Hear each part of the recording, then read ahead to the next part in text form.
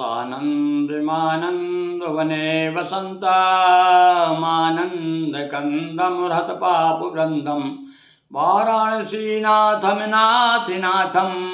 श्री विश्वनाथं शरणं प्रपद्ये। सभी बंधुओं को ओम नमो नारायण।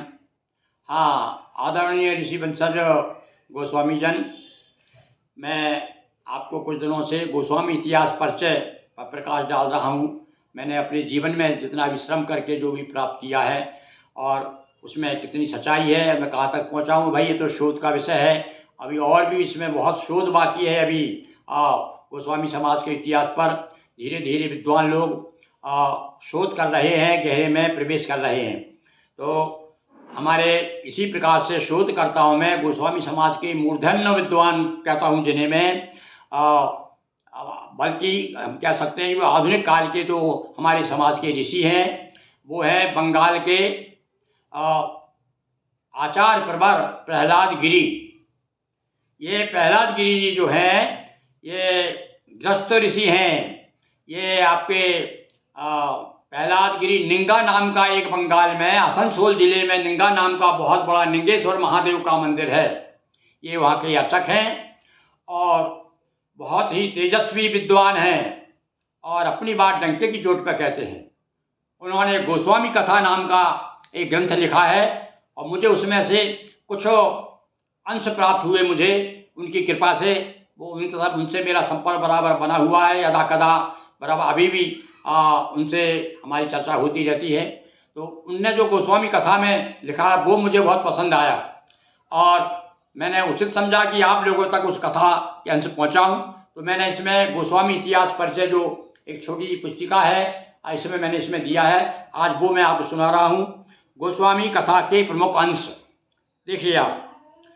धार्मिक कर्मकांड का अधिकार इसमें बताया है गोस्वामियों को। अभी देखिए, एक सज्जन का मेरे पास में एक फ़ोन आया था कि उन्हें शंकर मंदिर से निष्कासित कर दिया है। वो पुजारी थे, उनका तुम्हारा अधिकार नहीं है और ब्राह्मण वहाँ पर दूसरे अन्य ब्राह्मण जो हैं वो उस पर जो है कब्जा करना चाहते हैं। तो उन्होंने कहा गुरुजी कोई प्रमाण बताइए, पर उनसे मेरी थोड़ी बात हो पाई। उसके बाद उन्होंने पूरा मुझे परिचय नहीं दिया, इसलिए मैंने उनको संपर्क नहीं कर पाया। और मैं उनको बताता कि भाई देखिए, अन्य ब्राह्मणों की तरह गोस्वामी ब्राह्मण भी किसी प्रकार से कम नहीं है, किसी से पीछे नहीं, बल्कि तो आदि ब्राह्मण माना जाता है। हमारे आचार्य प्रहलाद गिरि जी तो उन्हें आदि ब्राह्मण कहते हैं, गोस्वामी तो आदि ब्राह्मण है भाई।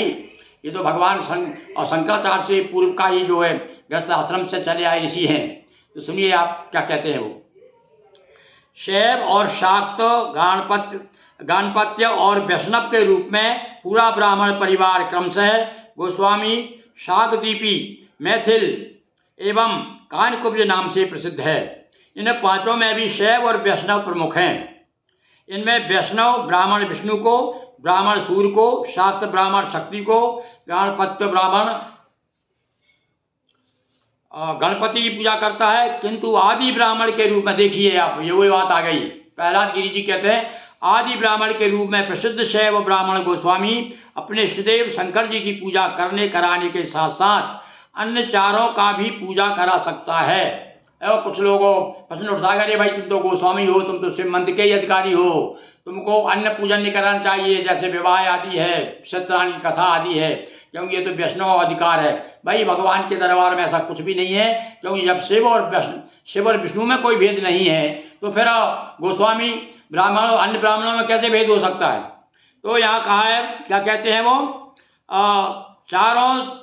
अन्य चारों की पूजा करा सकता है। चारों में शिवोपासक गोस्वामी ब्राह्मण सभी प्रकार के जाप यज्ञ, कर्मकांड, पाठ, प्रवचन, धर्माधिकार, गुरु दीक्षा आदि कराने का अधिकारी है। कोणार्क एवं मणिचक मसोड़ी, पटना के सूर्य मंदिर, पटना के पटन देवी शक्तिपीठ मंदिर, गणेश मंदिर अमरावती, हनुमान मंदिर सेठी, बनखंडी हनुमान मंदिर वासद गुजरात आदि के पुजारी गोस्वामी ही हैं। वैसे तो सारे देश में फैले हुए हैं गोस्वामी लोग, पर प्रमुख उन्होंने प्रमाण दिया है कि भाई ये गोस्वामी बड़े बड़े विद्वान हैं, अर्चक हैं वहाँ के। उन्होंने एक आदि ब्राह्मण गीता कोई ग्रंथ है, उससे उन्होंने एक श्लोक दिया है, शत विप्राणाम फलम तुल्यम एकम गोस्वामी भोजनम सर्व सुखो शांति सा लभेत प्रबुद्धो यजमान नारद। नारद से भगवान कहते हैं कि गोस्वामी को भोजन कराने से 100 ब्राह्मणों के अन्न 100 ब्राह्मणों के बराबर फल प्राप्त होता है।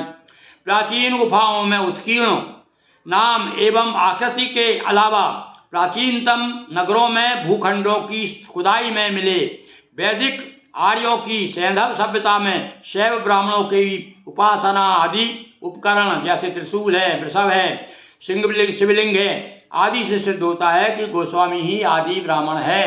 ये उन्होंने सिद्ध करने का प्रयास किया है। यही कारण है कि अन्य ब्राह्मणों को आवश्यक रूप से यज्ञोपवीत संस्कार होने के बाद ही वैदिक कर्मकांड का अधिकार होता है, जबकि ऋषिकुल सन्यासी ब्राह्मण होने के कारण बिना यज्ञोपवीत के भी इनमें ब्राह्मणोचित अधिकार और कर्तव्य के संस्कार भरे होते हैं। ये मान्यता है। यदि मान लीजिए कोई ब्राह्मण जो है अशिक्षा के कारण उपवीत संस्कार नहीं करा सका है, तो उसके लिए वो कहते हैं कि ऐसा नहीं है, इसके बाद में भी ब्राह्मण उतना ही अधिकारी है। भगवान शिव के 1000 नामों में कुछ नाम गोस्वामी से शिव के प्रगाढ़ रिश्ते को प्रमाणित करते हैं। कुछ ऐसे नाम हैं भगवान के जो कि लगता भगवान शिव के हम कितने करीब हैं। और इसमें इन्होंने कुछ नाम दिए हैं, जैसे कि गिरीश है, गिरिनाथ है, गिरिक है, जगत गुरु, तीर्थ, गुरोद, गुरद, गोमान, ऋषि, ब्राह्मण, गिरिरथ, अंगिरा, गुरु, मुंड, पशु शब्द का वैदिक अर्थ प्रजा भी है। इस प्रकार से इन्होंने उदाहरण दिया है। मैंने भी भैया एक 12 ज्योतिर्लिंग चालीसा तैयार किया है, उसमें भगवान शिव के इसी प्रकार से बहुत से नाम जैसे दिए हैं। गिरीश है, गिरीशंत है। हमारे यजुर्वेद में मंत्र भी आता है, गिरीशंत आता है। उसमें जब हम भगवान का अभिषेक करते हैं ना 16 मंत्र में, एक नाम उनका गिरीशंत आता है। तो इस प्रकार से गिरियों का भी भगवान शिव से बड़ा निकट का संबंध है। गुप्त काल के ग्रंथ व्याख्यानस गृह सूत्र में ऋषि ब्राह्मण, मुनि ब्राह्मण, ऋषि कल्प ब्राह्मण आदि नामों से गृहस्थ सन्यासी के रूप में गोस्वामी ब्राह्मणों का उल्लेख है। हाँ, स्कंद पुराण में भी 8 प्रकार के जो ब्राह्मण बताए हैं, उनमें एक ऋषि कल्प ब्राह्मण की चर्चा है। और इसमें देखिए यहाँ पर गोस्वामी कथा में भी हमारे विद्वान ऋषिवर आचार्य प्रवर प्रहलाद गिरी जी ने भी इसमें चर्चा की है। तो आज इतना ही। समय समय पर मैं आपको और भी कुछ चीज़ें अपने समाज के बारे में बताने का प्रयास करूँगा।